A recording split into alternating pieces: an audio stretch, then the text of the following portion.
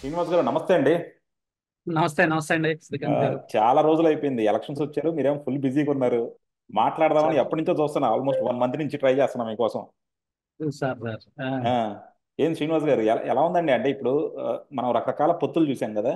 So ఇప్పుడు అవునండి. Latest గా అంటే ఇప్పుడు బీజేపీ తెలుగుదేశం ఆ, జనసేన ఎలియన్స్ అయినాక అసలు ట్రెండ్ ఎలా ఉందండి, అంటే జనాల మూడ్ ఎలా ఉంది? అంటే ట్రెండ్ జనం మూడు మనం అప్పుడే డిసైడ్ చేయలేమండి. అంటే ఎలియన్స్ అది ఫిక్స్ అయింది ఈ మధ్యే కదా. ఉమ్, ఆ, అంటే టీడీపీ జనసేన మూడు ఉంది. మూడు అనేది బయటకు వచ్చింది. కొంత పాజిటివ్ మూడ్ వచ్చింది.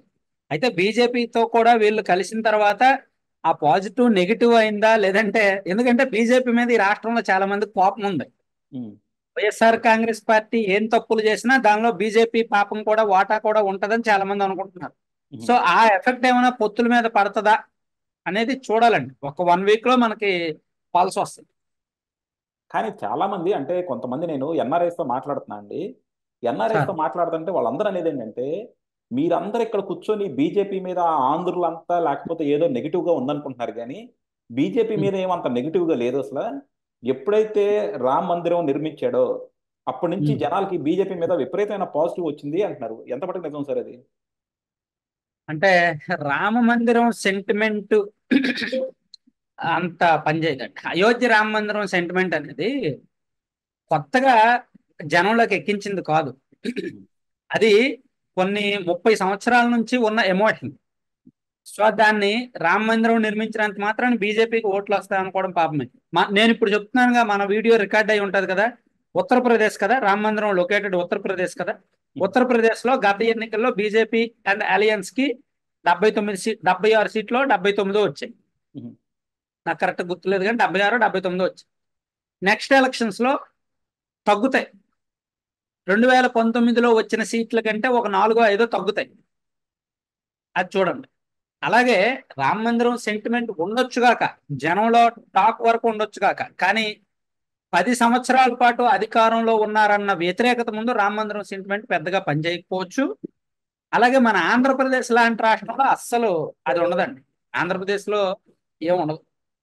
కాకపోతే అంటే నేను ఇది చాలా మందిని కూడా అడిగానండి, నాకు ఒక్కటి అర్థం కాదు ఏంటంటే, సార్. జనాల్లో బీజేపీ మీద వ్యతిరేకత ఉంది అన్నది చాలా స్పష్టత్వం అనమాట. అంటే ఎంతమందిని అడిగినా మనకి ఆ జనరల్ ఫీడ్బ్యాక్ వస్తుంది, బీజేపీ మీద అవును. ఆంధ్రుల్లో అంత పాజిటివ్గా లేదని. అయినా అవును. చంద్రబాబు గారు బీజేపీతో పొత్తు పెట్టుకోవడానికి ఏంటి కారణం అంటారు అసలు? అంటే ఆయనకు ఇది తెలియదు అంటారా ఇది? అంటే చంద్రబాబు గారు అంటే నేను ఈ మధ్య ఒక టీడీపీ మెయిన్ లీడర్ తో మాట్లాడా.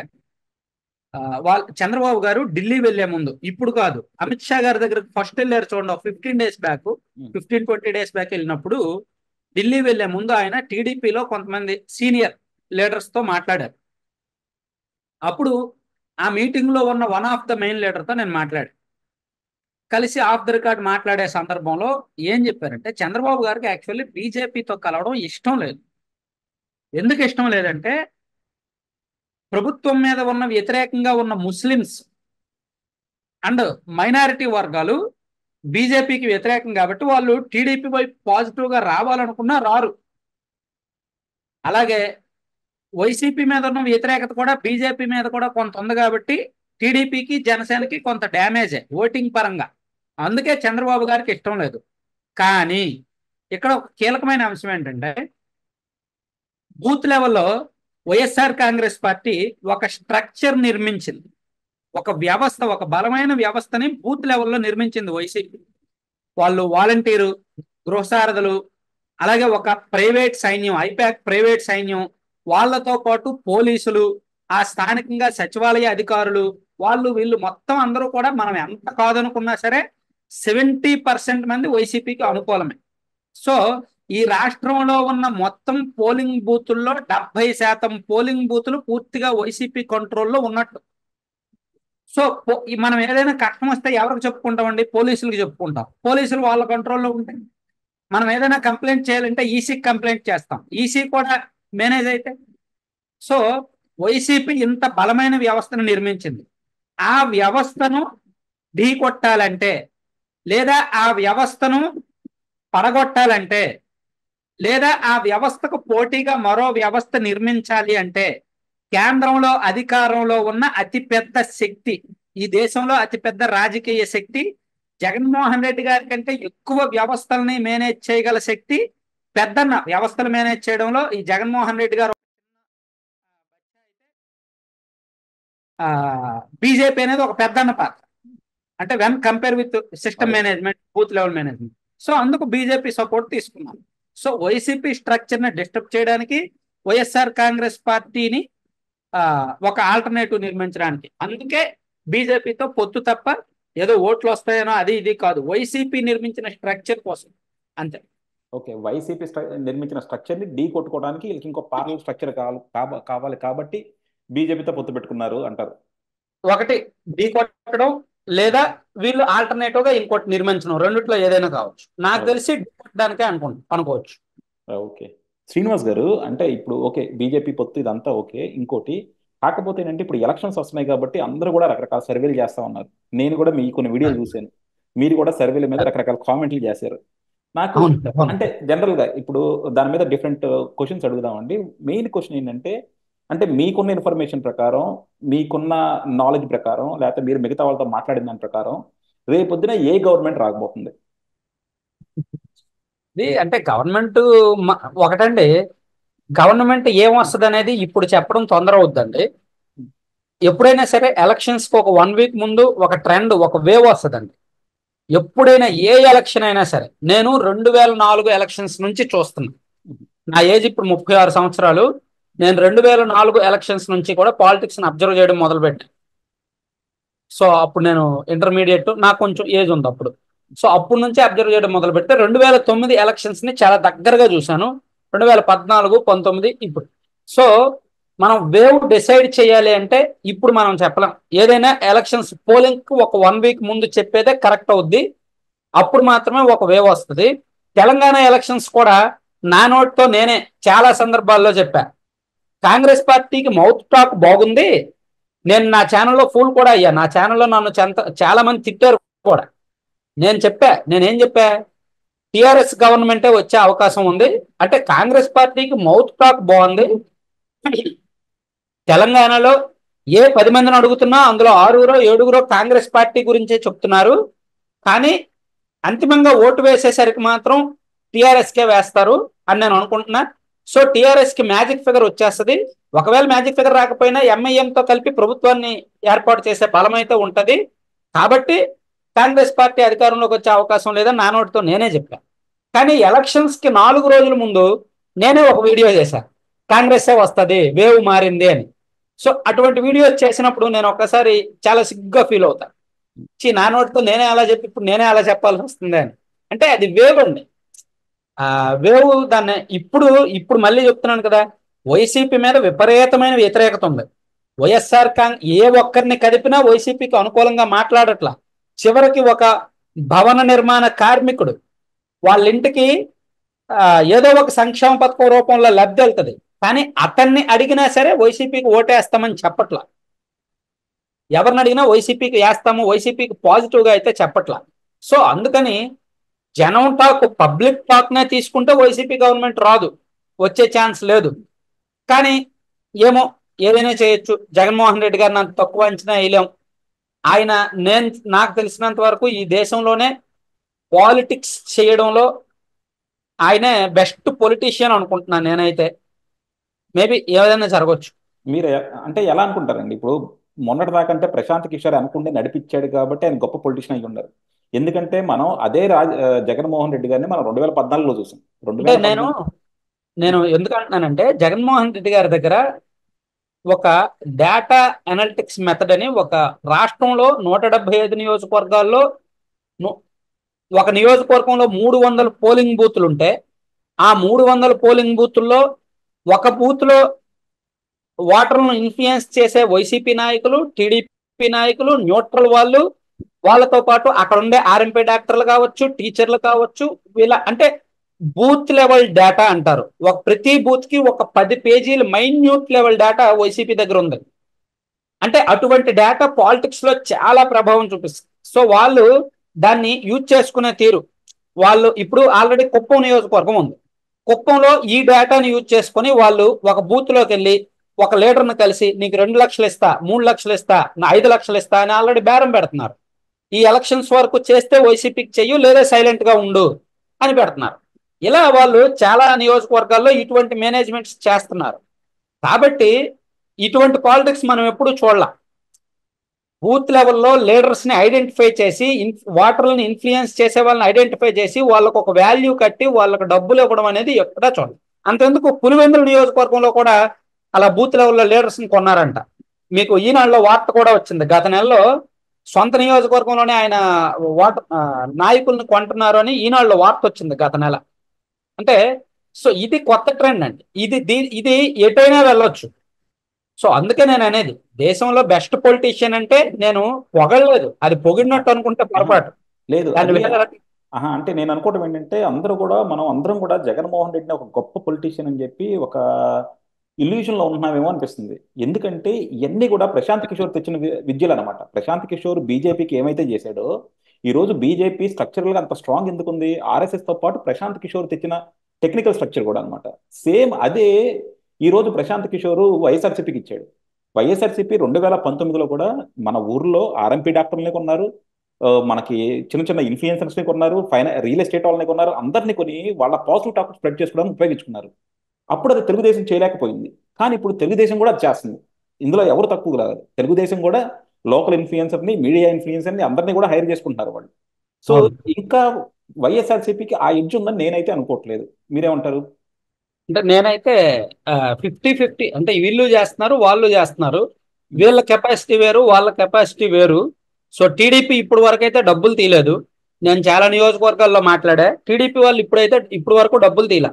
కమిట్మెంట్ ఇస్తున్నారు, మీరు అవతల వాళ్ళకు అమ్ముడుపోవద్దు, మనం కూడా వాళ్ళకంటే ఎక్కువే ఇస్తాం, మనకు కూడా డబ్బులు వస్తాయని కమిట్మెంట్ ఇస్తున్నారు. కానీ డబ్బులు తీయట్లా. వాళ్ళు ఆల్రెడీ డబ్బులు తీశారు. కొన్ని నియోజకవర్గాల్లో ఇంటింటికి కూడా చేర్చేశారు, బూత్ లెవెల్లో చేర్చారు. సో అంటే ఇదంతా మాట్లాడుతున్నాను కాబట్టి డబ్బులే ఎలక్షన్స్ ని శాసిస్తాయా, రిజల్ట్ ని శాసిస్తాయా అని అడగొచ్చు మీరు. నేను రిజల్ట్ ని శాసిస్తాయి అని అనగానే 3-5%, 3-5% ఓటింగ్ మనీ ఇన్ఫ్లుయెన్స్ చేస్తారు. ఎన్నికల్లో రిజల్ట్ కూడా మీరు ఏ నియోజకవర్గంలో రిజల్ట్ చూసినా 3-5% ఓట్లే తేడా ఉంటాయి రెండు పార్టీలకి కూడా. ఆ తేడా ఇదే కదా. ఆ తేడా ఫైనాన్షియల్ మేనేజ్మెంట్ తో జరుగుతుంది కదా. సో చాలా మంది అంటారు డబ్బులు ఏమైనా ఎలక్షన్స్ శాసిస్తాయా, డబ్బులు ఏమైనా గెలిపోవటం శాసిస్తాయా అని. డబ్బులు శాసించవు, 100% శాసించవు. 3-5% శాసిస్తాయి. కానీ గెలిపోవటం డిసైడ్ అయ్యేది 3-5%. సో అందుకని నా పర్సనల్ ఒపీనియన్ అయితే మాత్రం వైసీపీ మీద బీభత్సమైన వ్యతిరేకత ఉంది, చాలా చండాలమైన పరిపాలన ఉంది, పరిపాలన బాగులేదు, ఏ వర్గాలను అడిగినా పాజిటివ్ గా చెప్పట్లేదు. అలాగని వైసీపీ ఓడిపోద్ది అని అయితే మాత్రం అనుకోలేము, చెప్పలేము. అలా చెప్పడం తప్పు అవుద్ది ఇప్పుడున్న పరిస్థితి ప్రకారం. ఓకే, యా, సరే అండి. యా, ఇది టోటల్గా అగ్రీ అవుతాం. ఎందుకంటే కంపల్సరీ మనకి ఎక్కడైనా సరే ఎప్పుడైనా ఓట్ ఫ్లక్చువేషన్ అనేది 3-5% ఉంటుంది. అది కంపల్సరీ ఫైనాన్షియల్ మీద, ఎలక్షన్ మేనేజ్మెంట్ మీద, ఇటు మీద డిపెండ్ అయి ఉంటుంది. అవునండి. ఒకప్పుడు చంద్రబాబు గారు దిట్ట, కానీ ఇప్పుడు మాత్రం జగన్మోహన్ రెడ్డి గారు కూడా అందులో చాలా డెవలప్ అయ్యారు. దానికి అంకురార్పణం చేసిందే చంద్రబాబు నాయుడు గారు. అదే బేసిక్ గా మొన్న ఎవరో మాట్లాడుతుంటే అన్నారనమాట, గురువురు మించిన శిష్యుడు అయిపోయాడు జగన్మోహన్ రెడ్డి. 99 ఎలక్షన్స్ లో ఫస్ట్ డబ్బులు ప్రవేశపెట్టింది చంద్రబాబు గారు, 50 రూపాయలు. డబ్బులు ప్రవేశపెడతామే కాకుండా మనకి మండల్ లెవెల్ కిను దీని లెవెల్ కి కూడా ఎలక్షన్ మేనేజ్మెంట్ తీసుకొచ్చింది ఆయన. మేనేజ్మెంట్, అవును, బూత్ లెవెల్లో మేనేజ్మెంట్ అనే సిస్టమ్, ఎలక్షన్ ఇంజనీరింగ్ ఎలా చేయాలి, బూత్ లెవెల్లో ఓటర్లను తీసుకెళ్ళాలి, డబ్బులు ఇవ్వాలి, మందు ఇవ్వాలి, ఇదంతా ప్రవేశపెట్టింది చంద్రబాబు గారు. దానికి 100% వాడుకుంటున్నది జగన్మోహన్ రెడ్డి గారు. చంద్రబాబు గారు పెట్టిన సిస్టమ్ ఆయన వాడుకుంటున్నారు. ఒక్కటండి, అంటే మీరు శ్రీనివాస్ గారు, మీరేమో గోదావరి జిల్లాలో ఈ బ్యాక్గ్రౌండ్ నుంచి వచ్చారు, అండ్ అక్కడ కూడా మీకు చాలా ఎక్కువ పట్టు ఉంది. సో ఈ గోదావరి జిల్లాలో తెలుగుదేశము జనసేన కలిసినాక అసలు అక్కడ ఎలా ఉంది సార్ అది? టీడీపీ జనసేన అంటే క్యాండిడేట్ సెలక్షన్ అంత బాగాలేదు అనిపిస్తుందండి. జనసేన బాగాలేదా? ఇద్దరిది. అంటే పొత్తులో భాగంగా వాళ్ళు కొన్ని మిస్టేక్స్ అయితే జరిగాయి. మేబీ ఒక్క వారం 10 రోజులకైతే క్లారిటీ వస్తుందండి. ఓట్లు బదిలీ జరుగుద్దా లేదా. ఇప్పుడున్న పరిస్థితి అయితే, ఇప్పుడున్న అంచనా అయితే 70-80% ఓట్లు బదిలీ జరుగుద్ది. ఓకే, ఇప్పుడున్న పరిస్థితి అయితే 70 నుంచి 80% ఓట్లు బదిలీ జరుగుద్ది. కానీ 95% పైగా ఓట్లు బదిలీ జరిగితేనే అది సక్సెస్ అని. అంటే ఇప్పుడు మనకి ఇప్పుడు చూస్తున్నాం కదండి, వైఎస్ఆర్సీపీ వాళ్ళు కూడా ఇమీడియట్ గా ఫేక్ కానీ మిగతాయి కానీ స్టార్ట్ చేస్తారు ఆల్రెడీ. ఇవాళ నేను కూడా కొన్ని వీడియోలు చూశాను, రాయపాట అరుణ గారిని తెలుగుదేశం వాళ్ళు కొట్టారు అని చెప్పి. అవునండి. సో, ఏంటండి అసలు, అంటే ఇలాంటి అందులో నిజం ఎంత ఉంది మరి? నిజంగా వాళ్ళు కొట్టారా ఏంటి అసలు అది? సార్, వైసీపీ ఫేక్ ప్రచారాలు చేస్తుందని అనుకోవడం, మనం మాట్లాడితే ఏదో కొత్తగా ఉమ్, ఏది 10 సంవత్సరాలు వచ్చాక మాటలు నేర్చుకున్నట్టు ఉంటది అనమాట. అదే. సో వైసీపీ ఫేక్ ప్రచారాలు అనేవి ఎప్పుడో మొదలు పెట్టారులే. ఉమ్, 2014లో కాస్త మామూలుగా ఉండారు. 2017లో ఎప్పుడైతే ప్రశాంత్ కిషోర్ వాళ్ళతో కలిశారో ఇంకా అది ఫేక్ కదా అనే ఆలోచన కూడా లేదు. ఏదొస్తే అది పెట్టేయడమే. సో వాళ్ళు ఫేక్ ప్రచారం చేస్తారని మనమైతే అనుకోకర్లేదు. ఫేక్స్ మాత్రమే చేస్తారు ఎక్కువ. ఉమ్, సో రాయపాటి అరుణ గారిని ఎవరు కొట్టారో జనసేన వాళ్ళకి తెలుసు, ఆమెకు తెలుసు, ఉమ్, ఆమెకు కూడా తెలుసు. ఉమ్. అట్లా. యా. మరి ఇప్పుడు ఇది ఎలా ఉంది సార్? ఎందుకంటే మీకు ఎంత లేదనుకున్నా సరే మనకు అక్కడ కాపు సామాజిక వర్గం ఇన్ఫ్లుయెన్స్ ఎక్కువ ఉంటుంది. అలాగే అవును. ముద్రగడ పద్మనాభం గారిది, హరిరామ్ జోగయ్య గారిది, వాళ్ళు కాపు కమిటీల్లోనూ వాటిలోనూ చాలా వాళ్ళదేం మంది. ఉండదు. ముద్రగడ గారు, హరిరామ జోగయ్య గారు ఏం లేదు. అవన్నీ మన రాష్ట్ర ప్రజలు చదివేసిన పుస్తకాలు. అవునా? ఆ, చదివేసిన పుస్తకాలని ఆ పుస్తకాలను చదివేసి పక్కన పెట్టేశారు, ఇంక అయిపోయిందని. సో ఇప్పుడు మళ్ళీ ఫ్రెష్ గా వాళ్ళు ఆ పుస్తకాలకు అట్లేసుకొని వచ్చినా సరే ఎవరు నమ్మరు. కాకపోతే నేను ఒక కాపు నాయకుడితో మాట్లాడాను సార్. మాట్లాడితే ఆయన అంది ఏంటంటే, మీరు ఉమ్. అన్నట్లేంటంటే వీళ్ళు పాత తరం నాయకులే కావచ్చు, కానీ ఇన్నాళ్ళు కాపుల్ని, కాపు వర్గాన్ని ఎంతో కొంత కాపాడుకుంటూ వస్తుంది వీళ్ళే. పవన్ కళ్యాణ్ గాని, చిరంజీవి గాని ఏ రోజు కాపులను కాపాడుకోలేదు. కాపులను కాపాడుకుంటూ వస్తుంది, కాపుల గురించి గలమెత్తింది ముద్రగడ పద్మనాభం గారు, హరిరామ్ జోగి గారు. అలాంటి వాళ్ళని కనీసం గౌరవించాలి, మీరు కనీసం ఇగ్నోర్ చేయకూడదు, కంప్లీట్ ఇగ్నోర్ చేయకూడదు, అంటే గౌరవించాల్సిందే అంటారు అనమాట. అంటే కాపుల్ని కాపాడుకుంటూ వస్తున్నారంటే అర్థం ఏంటి? వీళ్ళు ఒక రాజకీయ పార్టీలో ఉన్నప్పుడు ఏం కాపాడతారండి? ఇప్పుడు హరిరామ జోగయ్య గారు ఆయన పొలిటికల్ కెరీర్ మొత్తం ఒక పార్టీలోనే ఉన్నారుగా. ఉంటే టీడీపీ లేదా కాంగ్రెస్, అంతే కదా. అవునా? అలాగే ముద్రగడ పద్మనాభం గారు కూడా కొన్నాళ్ళు టీడీపీలో సుదీర్ఘకాలం ఉన్నారు, ఆ తర్వాత వేరే పార్టీలోకి వెళ్ళారు, అంతే కదా. వాళ్ళు ఒక పార్టీలో ఉన్నప్పుడు వాళ్ళని కాపులను కాపాడుకునేది ఏముంది? వాళ్ళు ఒక పార్టీలో ఉన్నప్పుడు వేరే పార్టీలో కూడా కాపులు ఉంటారు కదా. సో ఇప్పుడు కూడా వాళ్ళేం కాపులను కాపాడుతుంది ఏముంది? నిజంగా కాపులను కాపాడాలంటే వైసీపీలోకి ఎందుకు వెళ్ళడం?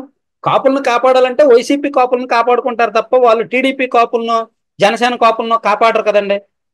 సో నిజంగా కాపులను కాపాడుకోవాలి అంటే పొలిటికల్ అజెండాలు పక్కన పెట్టి కమ్యూనిటీ అజెండాను బయటకు తీసుకురావాలి.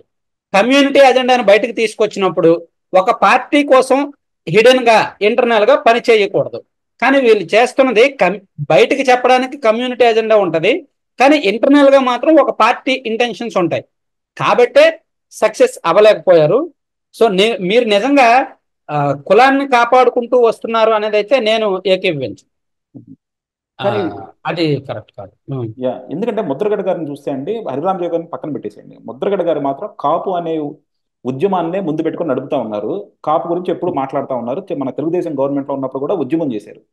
కానీ ఆ మనకి ఎప్పుడైతే మళ్ళీ ఓబీసీ రిజర్వేషన్ వచ్చినప్పుడు చంద్రబాబు గారు రిజర్వేషన్ ఇచ్చారో దాన్ని ఆయన ఎక్నాలెడ్జ్ చేయడంలో మాత్రం విఫలమయ్యారు. ఎందుకంటే ఆయన దేనికోసం అయితే పోరాడారో చంద్రబాబు గారికి వెసులుబాటు వచ్చినప్పుడు అది కల్పించారు.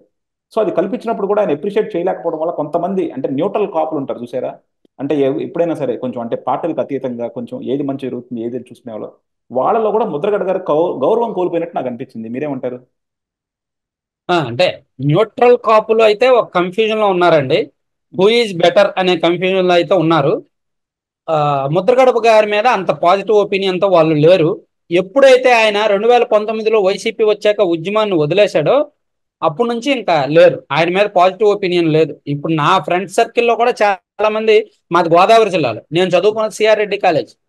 సో ఎక్కువ అదే కమ్యూనిటీ ఎక్కువ ప్రభావం ఉంటుంది. సో నా ఫ్రెండ్ సర్కిల్లో నేను ఎవరితో మాట్లాడినా సరే ఒకప్పుడు ముద్రగడ గారు అంటే అభిమానం ఉండేది, కానీ ఇప్పుడు లేదండి. ఇప్పుడు అవేం లేవు. ఓకే. యా, మరి ఇది బీసీ ఓటు ఎంత మటుకు ఇంపాక్ట్ అవ్వబోతుందండి? ఎందుకంటే మనకు 2019లో తెలుగుదేశం ఓడిపోవడానికి కూడా అందరూ చెప్పింది ఏంటంటే, కాపుల్ని మరీ నెత్తి మీద పెట్టుకోవడం వల్ల బీసీలు దూరం అయ్యారంటారు. మరి ఇప్పుడు ఇది బీసీల మీద ఎంత ఎఫెక్ట్ చూడబోతుంది? బీసీలని మనం అంచనా వేయలేం. బీసీల్లో కూడా ఎక్కువ ఓటింగ్ ఉన్న యాదవ్ కమ్యూనిటీ, బీసీల్లో ఎక్కువ ఓటింగ్ ఉన్నది అదే. వాళ్ళు మొదటి నుంచి టీడీపీనే, అంటే మోర్ దాన్ 50% టీడీపీకే ఉంటారు. ఇప్పుడు కూడా మోర్ దాన్ 50% టీడీపీ వైపే ఉన్నారు. ఆ తర్వాత బీసీల్లో కాస్త ఎక్కువ ఓటింగ్ ఉన్నదేమో నాయి బ్రాహ్మణ, రజక, పద్మశాలి, చేనేత, దేవంగ, తర్వాత అదర్ బీసీ, తూర్పు కాపు, కొప్పుల వెలమ, కాళింగ వీళ్ళందరూ ఉన్నారు. సో వీళ్ళలో మాక్సిమం ఒక అంటే మరీ బీసీల్లో కూడా ఫైనాన్షియల్ గా బాగా వెనుకబడిన కమ్యూనిటీలు కొన్ని ఉన్నాయి. ఫైనాన్షియల్ గా కొంచెం ఈ మధ్య బాగా గ్రోత్ ఉన్న కమ్యూనిటీలు కొన్ని ఉన్నాయి. సో కాస్త ఎడ్యుకేటెడ్ పెరిగినప్పుడు, ఎడ్యుకేషన్ పెరుగుతున్నప్పుడు, నాగరికత అలవాటు అవుతున్నప్పుడు రాజకీయంగా చైతన్యం వచ్చింది. గత 10 సంవత్సరాలుగా కూడా మన రాష్ట్రంలో ఉన్న బీసీల్లో చైతన్యం వచ్చింది. ఫైనాన్షియల్ గా గ్రోత్ కనిపిస్తుంది. కాబట్టి వాళ్ళు ఆలోచించడం మొదలు పెడుతున్నారు. ఎప్పుడైతే మన రాష్ట్రంలో ఆలోచన మొదలైందో అప్పుడు ఎన్నిక ఏకపక్షంగా ఉండదు అని అర్థం. ఇప్పుడు అదే జరుగుతుంది, బీసీల్లో అది పెరిగింది. ఓకే, సో డెఫినెట్ గా బీసీలు 2019లో కనుక కంప్లీట్ గా జగన్ వైపు టిల్ట్ అయినట్టు, అది మెజారిటీ జగన్ వైపు టిల్ట్ అయినప్పుడు 2024లో ఉండదంటారు. ఉండదు, ఉండదు, ఖచ్చితంగా యా, ఉండదు. అది గనక ఉండపోతే సార్ కంపల్సరీ మనం బీసీ, కాపు, మిగతా అన్ని చూసుకుంటే డెఫినెట్ గా వేవ్ మాత్రం స్ట్రాంగ్ గా తెలుగుదేశం పొత్తు పార్టీ లేపే ఉంటదేమో అనుకోవచ్చాము. ఉండొచ్చు, ఉండొచ్చు అండి, ఉండొచ్చు సార్. శ్రీనివాస్ గారు, ఒక పర్సనల్ క్వశ్చన్ సార్. ఎందుకంటే నేను ఈ సార్, మధ్య అంటే మీ వీడియోలు మనకి డిఫరెంట్ ప్లాట్ఫామ్స్ లో షేర్ అవుతా ఉంటాయి, డిఫరెంట్ పీపుల్ వాటి మీద కామెంట్ చేస్తూ ఉంటారు. సో అవును. నిన్న మీ వీడియో ఒకటి మా క్లోజ్డ్ సర్కిల్స్ లో ఒక ప్లాట్ఫామ్ లోకి వచ్చినప్పుడు వాళ్ళ కామెంట్ చేసిందంటే, ఈయన బాగా తెలివిగల జర్నలిస్ట్, ఒక వీడియో తెలుగుదేశానికి చేస్తారు, ఒక వీడియో వైఎస్ఆర్సీపీకి చేస్తారు, ఒకటి న్యూట్రల్ గా చేస్తారు, ముగ్గురిని బ్యాలెన్స్ చేసుకుంటా ముందుకెళ్తున్నారు అంటారు. ఏమంటారండి? కరెక్టేనండి. ఆ. ఇప్పుడు ఆ అంటే ఏ ఒక్కరినో శత్రువు చేసుకోవాల్సిన అవసరం నాకు లేదండి. ఉమ్, నాకు నేనేమి ఒక ఏమంటారు, నేను ఫస్ట్ జర్నలిస్ట్, నా తర్వాత ఒక కులం. ఉమ్, పోనీ నేను జర్నలిస్ట్ కాకుండా నేను కులమే అయినా నేను ఈ ప్రధాన పార్టీలకు చెందిన కులస్తుని అయితే కాదు. ఉమ్, ఈ ప్రధాన పార్టీలు 3 ఉన్నాయి కదా, ఆ మూడిట్లో ఏ కులమో నాది కాదు. సో అలాగే ఏం భావిస్తానంటే, ఇప్పుడు టీడీపీకి అనుకూలంగా చేస్తే నాకేమొస్తుంది? ఉమ్, వైసీపీకి నేను శత్రువు అయినట్టే కదా. ఉమ్, అలాగే వైసీపీకి అనుకూలంగా చేస్తే టీడీపీకి శత్రువు అయినట్టే కదా. అంటే వన్స్ శత్రువు మీన్స్ చులకన అయిపోతాం, వాళ్ళ పట్ల మనం చులకన అయిపోతాం. పైగా అంటే మనం టీడీపీకి అనుకూలంగా చేసే కొద్దీ టీడీపీ వాళ్ళు మనల్ని చులకనగా చూస్తారు. ఈడి మన మనిషిరా అంటాడు. ఉమ్. అవతల వాళ్ళకి మనం శత్రువు అవుతాం. ఎప్పుడూ కూడా ఒకరికి లొంగు ఉండకూడదండి, ఎప్పుడూ కూడా ఒకరికి అనుకూలంగా ఉండకూడదు. వాళ్ళు చేసే తప్పుల్ని అమ్మో ఈడు సామాన్యుడు కాదురా, మనం ఏం చేసినా ఈడు చెప్పేస్తాడరా అనేటట్టే ఉండాలి. ఈవెన్ నాకు టీడీపీ వాళ్ళు, నేను చేసే వీడియోస్ ఒక 60-70% టీడీపీకి అనుకూలంగా ఉండొచ్చు. కానీ టీడీపీ వాళ్ళు నాకు ఒక్క అప్లికేషన్ కూడా తీసుకురారు. ఇదిగో పలానా కంటెంట్, పలానా వీడియో చెయ్యండి అని ఒక్క అప్లికేషన్ కూడా తీసుకురారు. ఛానల్ పెట్టిన మొదట్లో అడిగారు, అడిగితే అస్సలు ఇంపాసిబుల్ అండి, కుదరదు అన్న. కుదరదని చెప్పా. నాకు మీరు కంటెంట్ ఇవ్వమని, పలానా కంటెంట్ చేయమని మీరు చెప్పడం ఏంటండి, నా ఛానల్ మీద మీ రైట్స్ ఏంటి అన్నారు. మీ సబ్స్క్రైబర్స్ ఎక్కువ మా వాళ్ళే ఉన్నారు కదా అన్నారు. ఉమ్. మీ వాళ్ళు నచ్చితే చూస్తారు, లేకపోతే లేదండి, చూడొద్దని చెప్పండి. నేను చెప్పేది నిజమైతే చూడమని చెప్పండి, లేదా వద్దని చెప్పండి. అంతే తప్ప మీరు పలానా వీడియో చేయండి, పలానా వీడియో చేయండి అని మీరైతే చెప్పొద్దు, నేను అలా చెయ్యలేను అన్నా. అలాగే అది జరిగిన ఒక 1 ఇయర్ తర్వాత, అంటే 2023 మేబీ ఏప్రిల్ నెల అనుకుంటా, మేబీ కరెక్ట్గా 1 ఇయర్ అయి ఉంటుంది. ఐపాక్ నుంచి సమ్ పర్సన్ కాల్ చేశారు, మీరు సో అండ్ సో ఇదంతా చెప్తూ మనకు భారీగా ఆఫర్ చేశారు, మీరు వైసీపీకి ఫేవర్గా చేయండి, వైసీపీకి ఇచ్చేస్తారంటే నేను ఒకటే చెప్పాను, నేను ఒక వీడియో వైసీపీకి ఫేవర్గా చేస్తానండి, ఎన్ని వ్యూస్ వస్తాయో చూడండి. జనం తిడుతున్నారండి వైసీపీకి ఫేవర్గా చేస్తే, నాకు మీ పార్టీతో శత్రుత్వం పెట్టుకోవాలని లేదండి. ఉమ్. సో వైసీపీకి ఫేవర్గా చేసినా జనం యాక్సెప్ట్ చేయట్లా, సో నేను చేయను అని చెప్పాను అనమాట. అంటే ఇక్కడ నేను తెలివైన ఉండి అని నేను భావించను, కానీ నేను సేఫ్ జోన్లో ఉంటా. అదే. నాకు కావాల్సింది ఏంటంటే ప్రజలు ఎటువైపు ఆలోచిస్తున్నారు, నా సబ్స్క్రైబర్స్ ఎటువైపు ఆలోచిస్తున్నారు అనేది నేను చూస్తా. అలాగే ప్రజల కోణంలోంచే చూస్తా. రేపు పొద్దున టీడీపీ అధికారంలోకి వచ్చింది అనుకోండి, ఇదే టీడీపీ మీద మనం ఇంకా స్వేచ్ఛగా మాట్లాడతాం. అది సో నేనైతే మాత్రం అంటే వాళ్ళు అలా అనుకోవడంలో తప్పులేదు, 100% అదే కరెక్ట్. కానీ ఇక్కడ మీరు చెప్పింది ఒక ఇంపార్టెంట్ పాయింట్ అండి. నాకు సార్, సబ్స్క్రైబర్స్ ఎక్కువ ఎవరున్నారు, అలాగే నాకు ఎక్కువ వీడియోలు ఎటువైపు అంటే వైఎస్ఆర్సీపీకి వ్యతిరేకంగా చేస్తే ఎక్కువ వ్యూస్ వస్తున్నాయా, తెలుగుదేశానికి వ్యతిరేకంగా చేస్తే ఎక్కువ వ్యూస్ వస్తున్నాయా చూసుకొని దాన్ని బట్టి చేస్తానంటే, అంటే మీరు సమాజంలో ఉన్న తప్పుల్ని ఎత్తి చూపుతున్నారా, లేకపోతే మీ సబ్స్క్రైబర్స్ ఇప్పుడు ఫర్ ఎగ్జాంపుల్ తెలుగుదేశం వాళ్ళు అనుకోండి, మీరు కంపల్సరీ వైఎస్ఆర్సీపీని తిడితే వాళ్ళే చూస్తూ ఉంటారు వాళ్ళు. అదే మీరు ఫస్ట్ వైఎస్ఆర్సీపీ సబ్స్క్రైబర్లు అయి ఉన్నారనుకోండి, మీరు తెలుగుదేశాన్ని తిడితే వాళ్ళు అయ్యే చూస్తూ ఉండేవాళ్ళు అనమాట. సో అంటే మీరు కూడా సబ్స్క్రైబర్స్కి ఎక్కువ ఇన్ఫ్లుయెన్స్ అవుతున్నారేమో కదా. అంటే సమాజంలో ఉన్న తప్పుల్ని ఎత్తి చూపుతున్నానా లేదా, సమాజంలో ఉన్న తప్పుల్ని ఎత్తి చూపాల్సిన, అంటే ఎత్తి చూపే బాధ్యత నా మీద ఉంది. కానీ తప్పుల్ని ఎత్తి చూపితే సరి చేసుకునే ప్రభుత్వం ఇక్కడ లేదు. ఉమ్, చాలా జాగ్రత్తగా, మంచి క్వశ్చన్, చాలా జాగ్రత్తగా వినండి. ఇప్పుడు టీడీపీ అధికారంలో ఉన్నప్పుడు, వైసీపీ అధికారంలో ఉన్నప్పుడు ఒకటే తేడా. తెలుగుదేశం పార్టీ అధికారంలో ఉన్నప్పుడు మనం ఏదైనా రోడ్డు బాగులేదు అని ఒక వీడియో చేస్తే, లేదా పలానా ప్రాజెక్ట్ హామీ ఇచ్చారు కానీ కట్టలేదు అని ఒక వీడియో చేస్తే వాళ్ళు యాక్సెప్ట్ చేస్తారు. అవును నిజమే తమ్ముడు, మేము ఇలా అనుకున్నాం కానీ చెయ్యలేదు, ఒక 1 yearలోనో 2 yearsలోనో చేస్తాము అని యాక్సెప్ట్ చేస్తారు. ఇప్పుడు వైసీపీ వాళ్ళు ఆ రోడ్డు వేయలేదు అని వీడియో చేసిన, ఈ ప్రాజెక్ట్ కడతానన్నారు కట్టలేదని వీడియో చేసిన, వీడి కులం ఏంటి, వీడు ఎక్కడ పుట్టాడు, వీడి పర్సనల్ వ్యవహారాలు ఏంటి, వీడి బలహీనతలు ఏంటి, వీడి మీద ఏం కేసు పెడదామా అని ఆలోచిస్తారు. సో జాగ్రత్తగా వినండి. ఈ ప్రభుత్వం అధికారంలో ఉన్నన్నాళ్ళు మనం సమాజం దృష్టిలో పెట్టుకొని, రాష్ట్రాన్ని దృష్టిలో పెట్టుకొని, డెవలప్మెంట్ని దృష్టిలో పెట్టుకొని ఎన్ని వీడియోస్ చేసినా బూడిదలో పోసిన పన్నీరు, తిరిగి తిట్లు కాయాలి తప్ప బూడిదలో పోసిన పన్నీరు. సో మన ఫస్ట్ టార్గెట్ ఏంటంటే వీళ్ళని పొలిటికల్ గా టార్గెట్ చేయాలి. పొలిటికల్ గా వీళ్ళు చేసిన తప్పుల్ని ఎండగట్టాలి. డెవలప్మెంట్ల పరంగా, యాక్టివిటీస్ పరంగా, ప్రాజెక్టుల పరంగా తర్వాత వాళ్ళు చేసే మెయిన్ స్ట్రీమ్ మీడియా వాళ్ళు చేస్తారు, ఈనాళ్ళు లాంటి వాళ్ళు చేస్తారు. పొలిటికల్ గా వీళ్ళ లోపాలను నేను ఎండగడుతున్నాను. అవునా? అవును. నేను వైసీపీ మీద పొలిటికల్ వీడియోసే ఎక్కువ చేస్తున్నా, పొలిటికల్ గా వాళ్ళు చేసే తప్పులు చేస్తున్నా. ఇదిగో ఎమ్మెల్యే అభ్యర్థులను మార్చారు, అప్పుడు నేను చెప్పేది ఎవరు చెప్పాల. ఆ ఎమ్మెల్యే అభ్యర్థులను వరుసగా మారుస్తున్నప్పుడు అసలు జగన్మోహన్ రెడ్డి గారు ఏం సందేశం ఇవ్వాలనుకుంటున్నారు? ఎమ్మెల్యేలను 5 ఏళ్ళకి ఒకసారి మార్చేస్తే ఇంకా నెక్స్ట్ వచ్చే ఎమ్మెల్యేల బాధ్యత ఏముంటది? అరే మనల్ని ఎలాగో మన బాస్ మార్చేస్తాడు 5 సంవత్సరాల తర్వాత, మనం ప్రజలకు అందుబాటులో ఉన్నా లేకపోయినా పర్లేదు, మనం గట్టిగా అరాచకాలు చేద్దాం, అవినీతి చేద్దాం, మనం మంచి చేసినా మనకి ఎమ్మెల్యే పోస్ట్ వస్తుందో లేదో తెలియదు, టికెట్ ఇస్తారో లేదో తెలియదు, మనం విచ్చలవిడిగా ఏదైనా చేసుకుందాం అని ఆలోచిస్తారుగా. అంటే ఎమ్మెల్యేలకు విలువ లేదనేగా అర్థం, ఒక ప్రజాప్రతినిధికి విలువ లేదన్న. అంటే ఇటువంటి కంటెంట్ కూడా నేను చేశాను.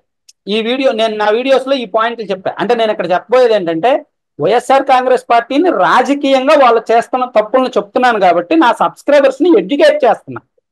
నా సబ్స్క్రైబర్స్ ని నేను ఆ విధంగా ఎడ్యుకేట్ చేస్తున్నా, ఆ విధంగా అవగాహన కల్పిస్తున్నా, వాళ్ళ రాజకీయ విధానాలు ఈ విధంగా ఉన్నాయి అని. సో అది నాకు బాధ్యత. అట్లా. ఓకే అండి, డెఫినెట్గా ఇదైతే నేను అర్థం చేసుకుంటాను. ఎందుకంటే మనం ఈ మీడియాలో ఉన్నప్పుడు ఏంటంటే కంపల్సరీ కూడా మనకి పక్కన కనుక సపోర్ట్ లేనప్పుడు మనం చాలా సేఫ్గా ప్లే చేయాలి. అలా అని చెప్పి మనం అవును. ఒకరికి లొంగిపోయినట్టు అమ్ముడుపోయినట్టు మనం చేయక్కర్లేదు. అది మీరు చాలా బాగా చేస్తారు. అలాగే టీడీపీ గవర్నమెంట్ వచ్చాక నేను ఖచ్చితంగా సమాజం పట్ల, రాష్ట్రం పట్ల, డెవలప్మెంట్లకు సంబంధించిన ఎక్కువ వీడియోస్ చేస్తాను. నిజంగా టీడీపీ అధికారంలోకి వస్తే మాత్రం నా కంటెంట్ లో మారుద్ది, ప్రజెంటేషన్ స్టైల్ అన్ని మారతాయి. ఎందుకంటే వాళ్ళు దాన్ని ఓన్ చేస్తారు, యాక్సెప్ట్ చేస్తారు. క్రిటిసిజం తీసుకుంటారు తెలుగుదేశం వాళ్ళు, ఇక్కడ వైఎస్ఆర్సీపీ వాళ్ళు తీసుకోలేరు. అది తీసుకోలేరు. పవన్ కళ్యాణ్ గారు ఎంపీగా పోటీ చేస్తారని చెప్పి మీరు గతంలో ఎప్పుడో ఒకసారి చెప్పారు. దాన్ని నేను కూడా ఫస్ట్ నుంచి నమ్ముతా ఉన్నాను అనమాట. ఎందుకంటే ఆయన పొత్తు ఎప్పుడైతే అనౌన్స్ చేశారో, పొత్తు అనౌన్స్ చేసినప్పుడు పవన్ కళ్యాణ్ ఎమ్మెల్యేగా పోటీ చేస్తే పవన్ కళ్యాణ్ స్థాయి ఆయన తగ్గించుకున్నట్టు ఉంటుందని నా ఫీలింగ్ అనమాట. ఎందుకంటే అసెంబ్లీలో చంద్రబాబు గారు ముఖ్యమంత్రి లేకపోతే పొత్తులో అధ్యక్షుడిగా ఉన్నప్పుడు పక్కన పవన్ కళ్యాణ్ గారు ఉంటూ ఆయన స్థాయికి తగదు ఒక పార్టీ వ్యక్తికి. సో ఆయన ఎంపీగా పోటీ చేస్తే కరెక్ట్ గా ఉంటుందని నా ఫీలింగ్. సో అది కూడా మీరు కూడా అప్పుడు చెప్పారు అది. అలాగే మొన్న కూడా మీరు దాన్ని స్ట్రెస్ చేశారు. ఏమంటారు అంటే మనకి ఎన్ని ఊహాగానాలైనా లేకపోతే పవన్ కళ్యాణ్ గారు నిజంగా ఎంపీగా వెళ్తున్నారా? ఊహాగానాలు మీన్స్ నేను ఆ వీడియో చేయడానికి కారణం ఏంటంటే నా ఆలోచన. అంటే నాకు నిజంగా మీరు ఇప్పుడు ఏదైతే చెప్పారో నాకు అదే అనిపించింది. పవన్ కళ్యాణ్ గారు ఎమ్మెల్యేగా పోటీ చేస్తారు, ఎమ్మెల్యేగా ఉండిపోతే తక్కువ, ఆయన స్థాయికి అది తక్కువ. పోనీ మంత్రిగా వెళ్తే చంద్రబాబు గారి దగ్గర మంత్రిగా చేయడానికి వేరేలా ఉంటది, ఆయన స్థాయికి అది కూడా తక్కువే. ఆయన ఒక పార్టీకి అధ్యక్షుడు, ముఖ్యమంత్రికి అర్హుడు ఒక రకంగా. సో ముఖ్యమంత్రి పీఠం వీళ్ళు ఎవరు కాబట్టి దానికి ఈక్వలెంట్ ఏంటి? కేంద్ర మంత్రి. అందులోకి ఆయన బీజేపీతో పొత్తులో ఉన్నాడు కాబట్టి బీజేపీ వాళ్ళు కేంద్ర మంత్రి ఇవ్వడానికి అబ్జెక్షన్ పెట్టరు. సో అప్పుడు నాకు అది అనిపించి నేను ఒక పెద్ద పొలిటీషియన్ తో డిస్కస్ చేశాను, జనసేన పార్టీలో ఉన్న పొలిటీషియన్ తోనే డిస్కస్ చేశాను. నాకు ఐడియా వచ్చింది, కరెక్ట్ అని అంటారా బాసు అని. ఆయన కరెక్టే, మేబీ అదే జరగచ్చు, ఆయనకు ముఖ్యమంత్రి పీఠం మీద అయితే లేదు, ముఖ్యమంత్రి పొత్తుకు ఓకే కానీ ముఖ్యమంత్రి పీఠం అయితే ఆయన అడగడు అన్నాడు. అప్పుడు నాకు క్యాచ్ అయ్యి సో దాదాపుగా 1.5 year బ్యాక్ వీడియో చేశాను. అప్పుడు జనసేన వాళ్ళు నన్ను చాలా మంది తిట్టారు, కానీ ఇప్పుడు రియలైజ్ అవుతున్నారు. అవును. అదే అంటే జనసేన వాళ్ళకి కొంచెం ఆవేశం ఎక్కువ. మనం అవునండి. మంచి చెప్తున్న వాళ్ళకి మంచిగా అర్థం కాదు గబుక్కునది. అవునండి, అవునండి, అవును. ఆ, కాకపోతే ఇది ఎలా చూస్తారండి ఇప్పుడు నాకు పవన్ కళ్యాణ్ 2 సీట్లు, బీజేపీకి 6 సీట్లు, మొత్తం 8 ఎంపీ సీట్లు చూసుకుంటే వీళ్ళిద్దరికి. అందులో పవన్ కళ్యాణ్ గారు ఒక దాంట్లో ఆయన పోటీ చేశారంటే ఆ చుట్టుపక్కల ఉన్న నియోజకవర్గాలు కూడా ఇన్ఫ్లుయెన్స్ చేస్తారు ఎంతో కొంత, కాబట్టి అది బాగానే ఉంది. కానీ అసలు బీజేపీకి 6 ఎంపీ సీట్లు ఇవ్వటం వల్ల దాని కింద ఉన్న ఎమ్మెల్యే సీట్లు అన్నిటికీ దెబ్బ తగలట్లేదా? తగులుతుందండి. ఆ, అదే ఇప్పుడు సమస్య, పెద్ద సమస్య. బీజేపీకి ఎంపీ సీట్లు 2014లో బీజేపీ వేరు, ఇప్పుడు బీజేపీ వేరు. అవును. 2014లో బీజేపీ పట్ల పాజిటివ్ లేదు, నెగిటివ్ లేదు. ఉమ్, అప్పుడు వాళ్ళు ఒక ఫ్రెష్ ఐటమ్. అవును. అలా పాజిటివ్ లేదు, నెగిటివ్ లేదు, బ్యాలెన్స్ లో ఉన్నారు. ఉమ్, ఇప్పుడు నెగిటివ్ లో ఉన్నారు. సో వాళ్ళకి ఇచ్చిన ఎంపీ సీట్లలో ఖచ్చితంగా ఇప్పుడు హిందూపూర్ ఎంపీ సీట్ ఇచ్చారు అనుకోండి, హిందూపూర్ పరిధిలో టీడీపీ ఖచ్చితంగా గెలవాల్సిన పెనుగొండ, హిందూపురం లాంటి నియోజకవర్గాల్లో దెబ్బతింటారు. అది లేకుండా చూసుకుంటున్నారు కొంచెం. అలాగే తిరుపతి ఎంపీ సీట్ ఇచ్చారనుకోండి, తిరుపతి ఎంపీ సీట్ పరిధిలో ఉన్న తిరుపతి, శ్రీకాళహస్తి, ఈ సర్వేపల్లి, సూళ్లూరుపేట, వెంకటగిరి ఇవన్నీ కూడా మైనస్ అవుతాయి. సో అది అది కొంచెం బ్యాలెన్స్ చేసుకుంటున్నారు. ఈ 40 రోజుల్లో వాళ్ళు చేసుకునే అంతర్గత మీటింగ్స్ ఇంపార్టెంట్ అండి. దాన్ని బట్టి ఓట్ల బదిలీలు అవి ఇవి ఉంటాయండి. అంటే ఓట్ల బదిలీ ఉన్నా ఎంత లేదన్నా సరే మనం ఇందాక మాట్లాడుకున్నట్టంటే బీజేపీ మీద సంస్థాగతంగా వ్యతిరేకత ఉంది ఆంధ్రాలో. అవును, సో డెఫినెట్ అవును. గా మీరు ఇందాక ఒక పాయింట్ చెప్పారు చూసారా, ఇప్పుడు కూడా మేము బీజేపీకి వ్యతిరేకంగా ఒక వీడియో చేయండి, ఇప్పుడు మీతో నేను ఏ సోది మాట్లాడినా సరే బీజేపీకి వ్యతిరేకంగా ఒక టైటిల్ పెట్టాను అనుకోండి, దానికి వచ్చే వ్యూస్ నా మిగతా వీడియోస్ లో అన్ని వ్యూస్ కన్నా ఎక్కువ ఉంటాయి అనమాట. సో అవునండి, జనరల్ గా అవును. కూడా అంటే తెలుగుదేశం క్యాడర్లోను లేకపోతే ప్రజల్లోనూ కూడా బీజేపీ పట్ల అంత వ్యతిరేకత ఉంది. సో ఓ. అంత వ్యతిరేకత ఉన్నప్పుడు ఎంపీగా చేసినప్పుడు కంపల్సరీ ఓట్ ట్రాన్స్ఫర్ అయితే అనుకున్నంత అయితే వదండి అది. సో డెఫినెట్ గా అది ఇంపాక్ట్ పడుతుంది. అది ఇప్పుడు 6 ఎంపీ సీట్లు ఇవ్వడం వల్ల కనీసం మనం ఒక 40 సీట్లలో ఎమ్మెల్యే సీట్ల దాకా దెబ్బ తగలబోతుంది ఏమనిపిస్తుంది అనమాట. అంటే 6 ఇవ్వకపోవచ్చేమో, 5 ఇస్తారేమోనండి. 6 ఉమ్, 5 అంటున్నారు. ఉమ్, అందులో ఒక 3 అయితే సేఫ్ జోన్ అండి. అంటే రాజంపేట అది. Rajahmundry, Eluru safe, no okay. Problem. ఎందుకని? అంటే రాజమండ్రి, ఏలూరు ఎంతైనా సరే టీడీపీ, జనసేన, బీజేపీ మీద దీని వ్యతిరేకత ఉన్న టీడీపీ, జనసేన గాలి వలన గాలి. కొట్టుకొచ్చేస్తారు రాజమండ్రి, ఏలూరు.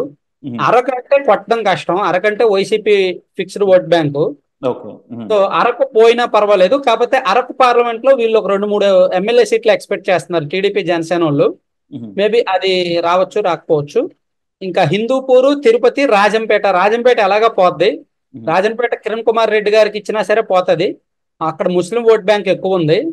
సో అక్కడ రాజంపేట లిమిట్స్ లో ఉన్న రాయచోటి, మదనపల్లి, పొంగనూరు, పీలేరు, ఆ, రాజంపేట, రైల్వే కోడూరు ఇవన్నీ ఉన్నాయి.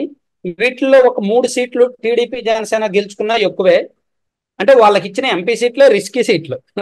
అవును. ఆ, ఓపెన్ గా చెప్పుకోవాలంటే అంటే రాజమండ్రిను ఏలూరు తీసేస్తే మిగతా కొద్దిగా రిస్క్, అరకనైతే మిగిలిన compulsory risk. Risk. Risk, risk. Hindupur మళ్ళా కొంచెం కొట్టచ్చేమోనండి. హిందూపూర్ 100% కొడతారు. కానీ ఉమ్, అది సింబల్ వీక్ అవుద్దేమో అనుకుంటున్నాను. అక్కడ కూడా ముస్లిం ఓట్ బ్యాంక్ ముస్లిమ్స్ ఎక్కువ. ఎక్కువ ఉంటుంది. అవును. మేబీ సింబల్ వీక్ అవ్వచ్చు, బీజేపీకి ఇస్తే అది కష్టమే. కానీ ఇక్కడ ఒక పాయింట్ అండి, ఇప్పుడు మనకి మొన్నటి దాకా నింటే మైనారిటీకి వేరే ఆప్షన్ లేదనమాట, వేస్తే వైఎస్ఆర్సీపీకి వేయాలి లేకపోతే తెలుగుదేశానికి వేయాలని ఉంటుంది. ఇప్పుడు ఇందరూ కూడా బీజేపీకి వెనకాల పొత్తు పెట్టుకున్నారు కాబట్టి వాళ్ళకి ఇద్దరితో కూడా చేయడం ఇష్టం లేదు. కానీ ఎప్పుడైతే ఇప్పుడు షర్మిల గారు బలపడ్డారో మైనారిటీ ఓటు కొంచెం అన్న కాంగ్రెస్కి వెళ్తుందేమో అనిపిస్తుంది. సో డెఫినెట్ గా వాళ్ళకి ఇప్పుడు తెలుగుదేశానికి వేయద్దు అనుకుంటే వైఎస్ఆర్సీపీతో ఉండకపోతే కంపల్సరీ కొంచెం కాంగ్రెస్ అనేది ఒక ఆప్షన్ గా వచ్చిందేమో అనిపిస్తుంది. ఏమంటారు మీరు? అంటే కాంగ్రెస్ ఆప్షన్ కరెక్టే. వాళ్ళు డిపెండ్స్ ఆన్ క్యాండిడేట్ సెలక్షన్ అండి. మరీ అడ్రస్ లేని ఎవరినో తీసుకొచ్చి తిప్పితే అవ్వదు. కానీ యా. సరైన అభ్యర్థిని పెడితే రాష్ట్రం మొత్తం మీద ఒక 20 నుంచి 25 నియోజకవర్గాల్లో కాంగ్రెస్ కి మంచి ఓట్ బ్యాంక్ వస్తుంది. ఒక మోర్ దాన్ 5% ఓట్ బ్యాంక్ వచ్చినా మంచి ఓట్ బ్యాంక్ లెక్కే. అసలు మోర్ దాన్ 5% వస్తే మంచి ఓట్ బ్యాంక్ అది కాంగ్రెస్. ఈ సో అది తెలుగుదేశం చాలు వైసీపీకి దెబ్బకి. ఈ తెలుగుదేశం వాళ్ళే పంపించాలేమోనండి మంచి నాయకులను అక్కడికి. ఎందుకంటే అది కంపల్సరీ అది అక్కడ ఎంత ఓటు చీలినా సరే అది వైఎస్ఆర్సీపీ ఓటే, ఏ విధంగా అంటే చూసుకున్నా అది సరే. టీడీపీకి మరి ఆ వ్యూహం ఉందో లేదో ఏమో, పెద్ద తలకాయలు కాబట్టి వ్యూహం ఉండే ఉంటుంది. కానీ ఆ, ఆ, నిజంగా అదే కరెక్ట్. ఇప్పుడు టీడీపీ ఎలాగా గెలవలేదు అనే ప్లేస్ లో ఉమ్, కాంగ్రెస్ కి ఓట్లు మళ్లించడం మంచి ఉమ్, పని, అది చెయ్యొచ్చు. మరి అది ఒకప్పుడు 2021లో హైదరాబాద్ ఎలక్షన్స్ లో అలా చేశారు. ఉమ్, ఎంఐఎం, టిఆర్ఎస్ వాళ్ళు అలా చేశారు జిహెచ్ఎంసీ ఎలక్షన్స్ లో. ఉమ్. అదే. మరి ఇప్పుడు వీళ్ళు చేస్తారో లేదో చూడాలి. యా డెఫినెట్ అన్నిట్లోనూ అందివేశం చెయ్యి చంద్రబాబు గారు ఈ రాజకీయాల్లో, ఈ చాణక్యాల్లో. అవును సో అవును డెఫినెట్ గా ఏదో స్ట్రాటజీ ఉండి ఉంటుంది. ఎందుకంటే అవును సార్. షర్మిల గారు ఇక్కడికి వచ్చిన కాడి నుంచి మంచి వేవ్ వచ్చింది, బాగానే పికప్ అవుతుంది కాబట్టి అది ఎంతైనా వైఎస్ఆర్సీపీ ఓట్ డెంట్ కొడుతుంది. సో డెఫినెట్ గా అవును చూద్దాం అవును. ఏమవుతుందో. యా థ్యాంక్ యూ శ్రీనివాస్ గారు, థ్యాంక్ యూ అండి మీ టైంకి అండ్ అలాగే మిగతా మీ అనాలిసిస్ కి డిఫరెంట్ టాపిక్స్ మీద. బట్ అలాగే ఓకే. ఎలక్షన్స్ లోపు మళ్ళీ ఇంకొకసారి కూడా చేద్దామండి డెఫినెట్ గా. ఇంకొకసారి చేసిన తర్వాత చేద్దాం. ఎలక్షన్స్ అయినాక చేద్దాం మళ్ళీ. ఓకేనండి. చేద్దాం చేద్దాం థ్యాంక్ యూ షూర్ అండి, అండి. Thank you. Thank you.